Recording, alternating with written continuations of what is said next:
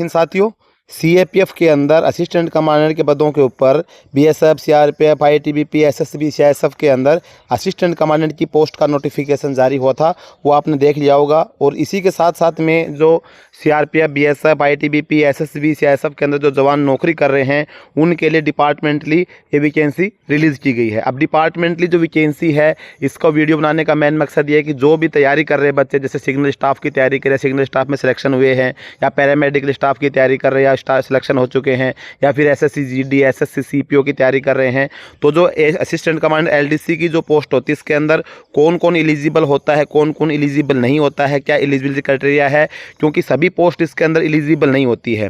तो इसके अंदर सिग्नल स्टाफ की भी कुछ पोस्ट हैं जो कि इसके अंदर एलडीसी एग्जाम सीआरपीएफ के अंदर दे सकते हैं असिस्टेंट कमांडेंट पोस्ट के लिए। तो इसी टॉपिक पे बात करेंगे। चैनल पे पहली बार आए हैं, चैनल को सब्सक्राइब जरूर कर लीजिएगा, वीडियो को लाइक नहीं करते लाइक जरूर कर लेना। तो दोस्तों, अगर आप भी सीआरपीएफ के अंदर, बीएसएफ के अंदर, आईटीबीपी के अंदर भर्ती हो चुके या भर्ती होने वाले हैं और आप एलडीसी एग्जाम देना चाहते हैं असिस्टेंट कमांडेंट के लिए, तो इसके अंदर टोटल पोस्ट की बात करें तो सीआरपीएफ के अंदर 19 पोस्ट आई हैं, जो कि सभी पोस्ट वो अनरिजर्व्ड हैं। बीएसएफ की 23 पोस्ट है, आईटीबीपी की 25 पोस्ट हैं, एसएसबी की 8 पोस्ट हैं। टोटल पोस्ट की अगर हम बात करें तो इसके अंदर 89 पोस्ट हैं। बाकी सब कुछ फोर्सेज के अंदर एससी एसटी की सीट दे रखी है। और जो आपकी डिपार्टमेंटली जो वैकेंसीज आती हैं एलडीसी की, इसके अंदर ओबीसी कोटा नहीं होता है। ओबीसी का जनरल, ईडब्ल्यूएस एक ही कोटा होता है। अब बात करते हैं सीआरपीएफ के अंदर एलडीसी एग्जाम अगर आप देना चाहते हैं असिस्टेंट कमांडेंट के लिए, तो ये जो पोस्ट सिर्फ सब इंस्पेक्टर और इंस्पेक्टर के पोस्ट के जो जवान होते हैं, जो ऑलरेडी जॉब कर रहे होते हैं, हालांकि सभी फोर्सेज के अंदर ऐसा ही है, सब इंस्पेक्टर और इंस्पेक्टर रैंक से जो जवान भर्ती होते हैं वो दे सकते हैं। या फिर आप जैसे कांस्टेबल जीडी से भर्ती, उसके बाद आप एलडीसी एग्जाम दे के सब इंस्पेक्टर बन गए हैं, तो सब इंस्पेक्टर बनने के बाद में आप इस एग्जाम को दे पाएंगे असिस्टेंट कमांडेंट के लिए। एसएससी जीडी से भर्ती हो रहे हैं, या फिर एचसीएम, या फिर एएसआई स्टेनो, या फिर आप एएसआई सिग्नल वगैरह पोस्ट पे हो रहे हैं, तो आप ये एलडीसी एग्जाम असिस्टेंट कमांडेंट के लिए नहीं दे सकते। लेकिन सीआरपीएफ के अंदर आप जैसे आपकी सिग्नल स्टाफ की जो वैकेंसी आई थी, उस वैकेंसी के अंदर सब इंस्पेक्टर जो आपका आरओ से भर्ती थे, क्रिप्टो से भर्ती थे, साइप्रेन की सब इंस्पेक्टर की पोस्ट पे जो सिग्नल स्टाफ में भर्ती हुए हैं, वो लोग एलडीसी एग्जाम जो असिस्टेंट कमांडेंट का वो दे पाएंगे। इसके अलावा जो एसएससी सीपीओ से जो भर्ती होते हैं वो इस एग्जाम को दे पाएंगे।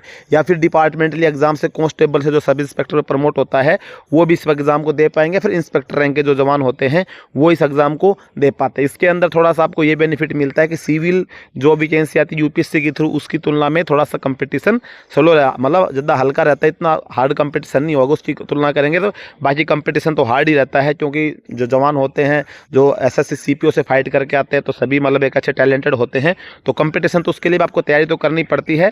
लेकिन अगर आप सिग्नल स्टाफ में खास करके जो अभी नई वैकेंसी आई है, और अगर आप सीआरपीएफ के अंदर अपना फ्यूचर देखते आगे बढ़ना चाहते हैं, तो आप लोगों के लिए एक अपॉर्चुनिटी रहेगी और आप अपनी तैयारी अच्छे से कर सकते हैं। और आने वाले समय में जब आप एलिजिबल होंगे, ट्रेनिंग वगैरह कंप्लीट करके जब असिस्टेंट कमांडेंट एलडीसी की वैकेंसी आती है, तो इस वैकेंसी में आप अपना फॉर्म अप्लाई करके और आप असिस्टेंट कमांडेंट तक बन सकते हैं। इसके अलावा बाकी आप एसएससी सीपीओ से जो सिलेक्शन हुए अभी नई वैकेंसी में, उनके लिए भी बेनिफिट है। ये जानकारी इसलिए अच्छी है क्योंकि एक तो आपको अपना जो रिकॉर्ड होगा उसको साफ सुथरा रखना पड़ेगा, किसी प्रकार की पनिशमेंट वगैरह, गलती वगैरह नहीं करनी, ताकि आप आने वाले समय में जब आप असिस्टेंट कमांडेंट एलडीसी एग्जाम के लिए एलिजिबल हों तो आप इजीली एग्जाम दे पाएँ।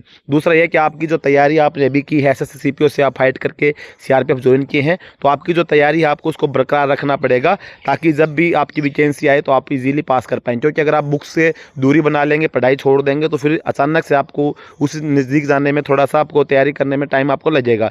और जो आपकी तैयारी है अगर वो चालू हालत में रहती है तो आपको उसका बेनिफिट मिलेगा। दोस्तों, एसएससी सीपीओ से या फिर आप सिग्नल स्टाफ से सब इंस्पेक्टर पोस्ट पर भर्ती हो तो आपके लिए खुशखबरी की बात है कि आने वाले समय में आप लोगों को इसका मौका मिलेगा। और ये वीडियो बनाने का मेन मुद्दा यही है। बाकी सीआरपीएफ के अंदर जो ऑलरेडी जॉब कर रहे हैं, जो इसके ऊपर एलिजिबल हैं, उनको पूरी जानकारी है। बाकी आप सीआरपीएफ की ऑफिशियल वेबसाइट के ऊपर भी आप नोटिफिकेशन देख सकते हैं, सभी फोर्सेज के अंदर एलडीसी की वैकेंसीज के अंदर आई हुई हैं। तो दोस्तों, आज की वीडियो में बस यही छोटी सी जानकारी थी। जानकारी अगर आपको अच्छी लगी तो वीडियो को लाइक जरूर कर लेना, चैनल पर पहली बार है सब्सक्राइब जरूर कर लेना। जय हिंद।